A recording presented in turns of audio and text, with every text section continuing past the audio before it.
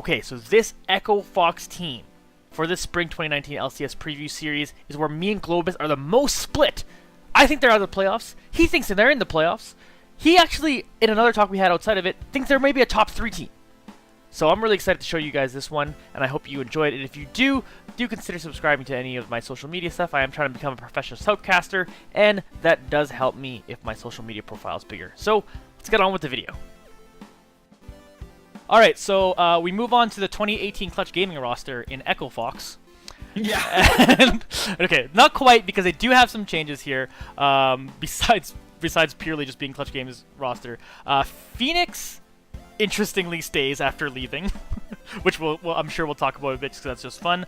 They get Solo and Lorlo are both here in the top lane. They're kind of competing for the spot there. They bring back Rush into NA, which is pretty exciting on its own, just because I loved watching a Rush. And then Apollo and Hako are now their bot lane, moving on from Altec and Adrian. Or Lost and Smoothie, whichever version of Echo Fox you want to talk about. But this is a roster that I'm excited about Rush, because I like Rush, but I don't think that's going to be enough for this team to stay in the playoff in a playoff picture. This team is what I wanted Clutch to be. Yeah, right. Is like, if you had told me that Clutch kept Solo, Apollo, Hako, and brought in Rush and Phoenix, I'm like, that's pretty exciting. Yeah. I do think that this is an upgrade to last year's Clutch. Yeah. I think that the part of the problem that am not as excited now looking at it is because I'm looking at the lens of the last, I'm going to say 2 Echo Fox rosters. Right. And I feel like this is a downgrade to that. Yeah. Because they had Huni Dardoch, they had Phoenix and Demonte as the 2 different mid laners they used, and they had Altec Adrian and I'm forgetting, Lost Smoothie. Right. And I feel like this is kind of a downgrade to that. Yeah. From both those. But it's a better Clutch. It's a better. I know, it's so weird, because earlier, it's what I wanted Clutch like, to be legitimately earlier when we were just talking about Clutch Gaming, we were talking about, hey, if they just subbed out Lyra, I would be hyped about the Clutch roster. But because it's all these players moving to Echo Fox, it's harder to be like, this would be the same as if that happened, because it's all these players have to adjust to a new system. They get Song as their coach. So, which is huge. Because again, we just talked about him leaving Team Solo Bud, but maybe this is where he needed to be with Rush and Phoenix, have more Koreans under his belt. Maybe that's what needed to happen for them. So it's like, this roster is another weird one where I'm like, I don't 100% know where to sit them, but I just because I've said some teams that weren't playoff teams are now playoff teams, that means some playoff teams have to go out of that list. So for me, my number 1 candidate to be no longer in a playoff spot of all the teams that were in the playoffs last year is Echo Fox. So it's so weird. I almost like talking about this roster. I'm almost stepping on my own toes with how I talked about Clutch and where I would have liked them to have improved, and then that would have boosted Clutch to being a playoff team. But for some reason, because they're on Echo Fox, this is Echo Fox. It's still weird. I have a weird way of explaining my opinion on this team, but.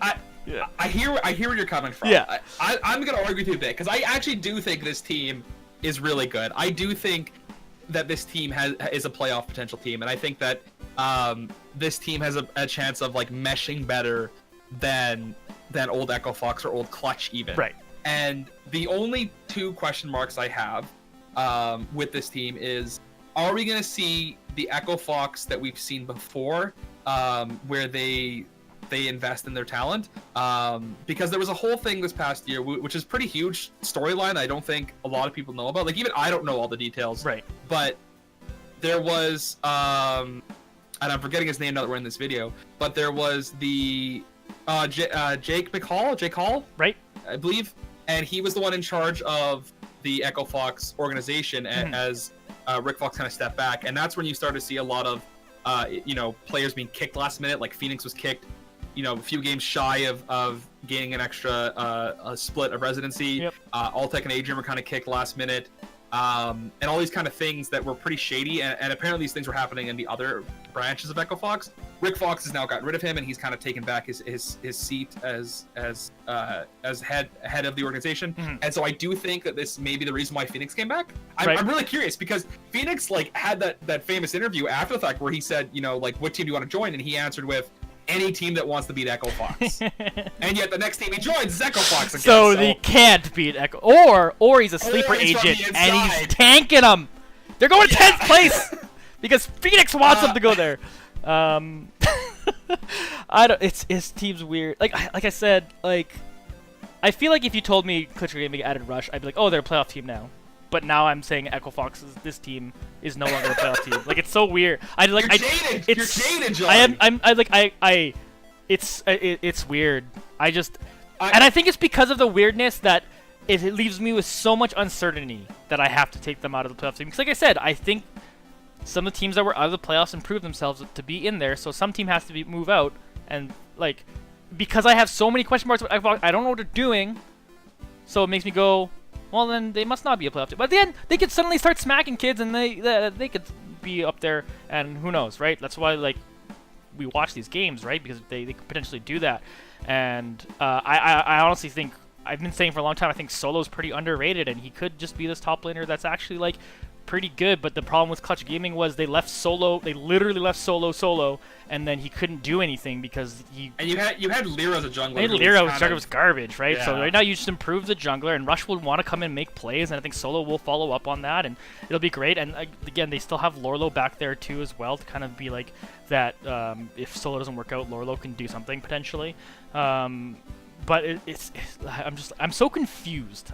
This team just makes me confused. I'm actually kind of surprised to hear you kind of underplay them so well, because I'll be honest, I actually think that this team's pretty good. I think that Song as a coach is pretty solid. That's a big upgrade too. And I think a big part of this is that there's 2 Koreans in the team. Yeah. Which I think is huge. And I think that maybe why there's 2 Koreans in the team is because having Song as a coach, working with 2 Koreans is great. Yeah. I think Paul Hako are solid. I think they had a bad year, a bad split. But I think that they're very solid. Sol and Lorlo are both, I think, great. I actually don't know who's going to start. Yeah. Because I originally thought one of them was going to be an Academy, but they actually picked up an Academy top laner. So I'm so confused about, is it going to be 50-50 split, especially when it's best of 1? Or are they going to end up just favoring one after a few games? I don't know. I'd imagine they'd start with Solo because they have some synergy with the rest of the team. Yeah. But I could see an argument either way. Yeah, honestly. for sure. Yeah. Because I do think that Solo did some great games on stuff like Gangplank where he's kind of left alone. Lorlo, I think, can play a little bit more of a tanky style better than Solo. So I don't know who gets to play more based on meta, really. Yeah. But the thing that I think that stands out for me is that this is the typical Echo Fox mantra from last year, which is the always go, which is like you have Hako, who's a huge playmaker, you have Phoenix, who's a huge playmaker, and you have Rush, who is kind of famously a solo queue star. Yeah. So he plays the solo queue playstyle in LCS, and that's what gets me so excited. And I think that's why this team is going to be kind of boom or bust. Like they could make these massive plays, but I actually think that this is still an upgrade.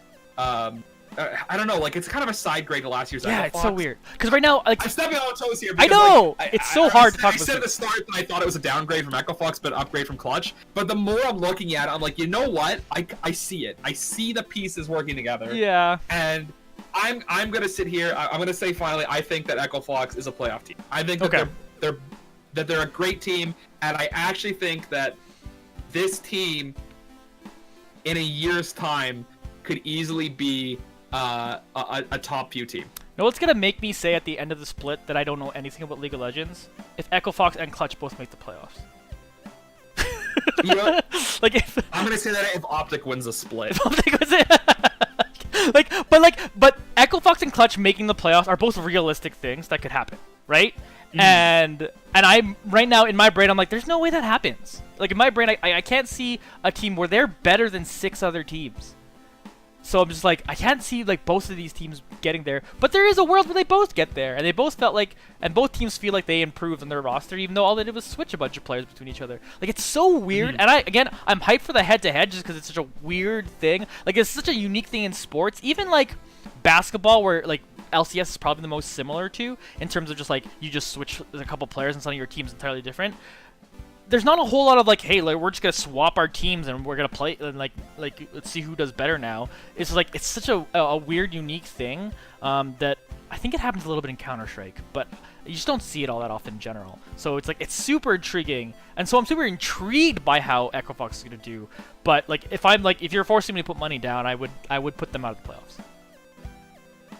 So where do you sit with this whole thing? Because my brain is confused if it wasn't evident in that talk there. Globas has got them as a playoff team. I got them out of there, but I'm sort of torn in my brain because there's no real precedent to a team like flipping this many players and then those players suddenly having more success. I don't know.